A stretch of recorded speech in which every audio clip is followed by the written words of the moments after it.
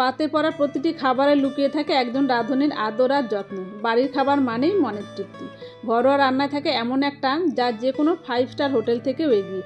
নমস্কার, আমি ববিতাজ রাসে সবাইকে স্বাগতম। আজকের রান্নাটা একটু অন্যরকম, ঘরোয়াভাবে মৎস্যমুখী।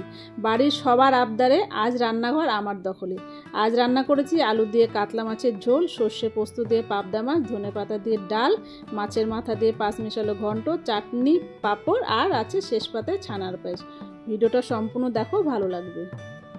বড় ওভেনটা আসতে একটু সময় লাগছিল, তাই আমি ছোট ওভেনেই একদিকে ডাল বসিয়েছি আর মাছের ঝোলের জন্য আলু ভেজে নিচ্ছি।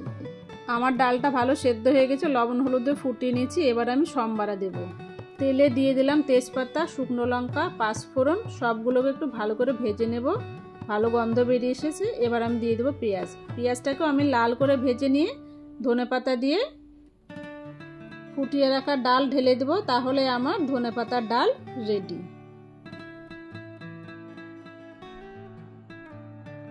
এখানে 3 কিলো পাবদা মাছ নিয়েছি। মাছগুলোকে খুব ভালো করে কেটে ধুয়ে পরিষ্কার করে লবণ হলুদ আর সামান্য বেসন দিয়ে মেখে নেব।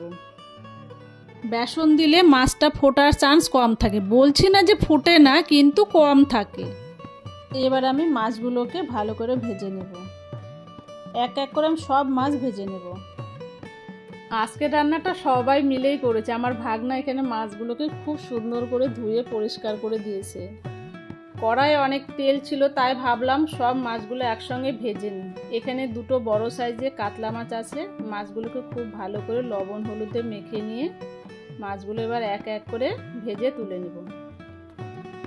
ঝোলের মাছ খুব ভালো করে ভেজে নিতে হয়, না হলে একটা আষ্টে গন্ধ থাকে।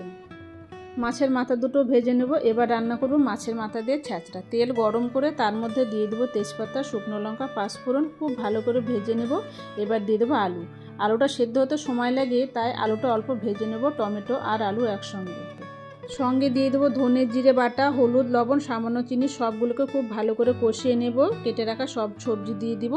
ঢাকা দিয়ে সবজিগুলোকে খুব সুন্দর করে কষিয়ে নেব। যখন দেখবে সবজিগুলো সেদ্ধ হয়ে গেছে আর তেল ছেড়ে এসেছে, সেই সময় দিয়ে দেবো আদা বাটা আর ভেজে রাখা মাছের মাথা। সবগুলোকে ভালো করে মিশিয়ে নেব। নামানোর আগে ধনেপাতা, ঘি, গরম মশলা দিয়ে নামিয়ে নিলে রেডি নবরত্ন। অনেকে এটাকে ছ্যাঁচড়া বলে, তবে যে যাই বলুক, আজ আমার ছ্যাঁচড়া দুর্দান্ত হয়েছে। এখন রান্না হবে আলু দিয়ে কাতলা মাছের ঝোল। তেল গরম করে সব ফোড়ন দিলাম। ফোড়নগুলো ভাজা হয়ে গেলে দিয়ে দিব টমেটো পেস্ট, সঙ্গে আদা, জিরে, ধনিয়া বাটা, স্বাদ মতো লবণ, হলুদ, চিনি, শুকনো লঙ্কা পাউডার আর কাজু, চারমগজ বাটা। সামান্য জল দিয়ে মশলাটাকে খুব ভালো করে কষিয়ে নেব। রান্নার আসল স্বাদ মশলা কষানো, এখানে কিপটামো করলে চলবে না। মশলাটা তেল ছেড়ে দানা দানা হয়ে গেছে। এবার ভেজে রাখা আলু দিয়ে দেবো। দুটোকে একসঙ্গে ভালো করে মিশিয়ে নেব। আর রঙের জন্য দিয়ে দেবো কাশ্মীরি পাউডার আর দিয়েছি ফ্লেভারের জন্য ক্যাপসিকাম। এখন আমি গ্রেভির জন্য দিয়ে দেবো গরম জল। গ্রেভিটাকে খুব ভালো করে অল্প আঁচে ফুটিয়ে নেব, তাহলে ঝোলের স্বাদ হয়ে যাবে দ্বিগুণ। এবারে দেবো ভেজে রাখা মাছ। ঝোলের সঙ্গে মাছগুলো খুব ভালো করে ফুটিয়ে নেব। নামানোর আগে ঘি, গরম মশলা, ধনেপাতা, কাঁচা লঙ্কা দিয়ে নামিয়ে নিলে রেডি কাতলা মাছের ঝোল। দুর্দান্ত হয়েছে।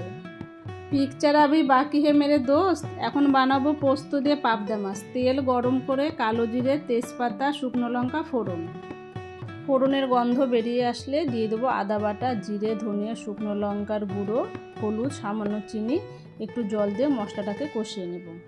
মশলাগুলো কষানো হয়ে গেছে, তেল ছেড়ে দিয়েছে। এবার দিয়ে দেবো পোস্ত আর কাজু বাটা। একটু নেড়ে চেড়ে দিয়ে দেবো সর্ষে বাটা। সামান্য জল দিয়ে আবার একটু কষিয়ে নেব। সর্ষে দিয়েছি, তাই খুব বেশি কষানো যাবে না। এবার গ্রেভির জন্য দিয়ে দেবো গরম জল। তোমার যতটা গ্রেভি দরকার ঠিক ততটা জল দিতে হবে। গ্রেভিটাকে খুব ভালো করে ফুটিয়ে নিয়েছি, তেলও ছেড়ে এসেছে। এবার দিয়ে দেবো ধনেপাতা, গরম মশলা, সবশেষে ভেজে রাখা পাবদা মাছ দেওয়ার পরে এখানে আর বেশি নাড়াচাড়া করা যাবে না, তাহলে মাছগুলো ভেঙে যাবে। এখানে তোমরা দেখতে পাচ্ছ আমার একটা মাছও ভাঙেনি। এইভাবে রান্না করলে ভীষণ ভালো হবে, মুখে লেগে থাকবে। সবশেষে ছিল চাটনি, পাঁপড় আর ছানার পায়েস। আজকের রান্নাগুলো সত্যি ভীষণ ভালো হয়েছিল, সবাইকে খুব ভালো বলেছে। ভিডিওটা সম্পূর্ণ দেখার জন্য ধন্যবাদ। ভালো লাগলে একটা লাইক, কমেন্ট, শেয়ার করবে। নতুন একটা রেসিপি নিয়ে আসবো পরের ভিডিওতে। ততক্ষণ সবাই খুব ভালো থেকো, সুস্থ থেকো, এনজয় করো। Thank you.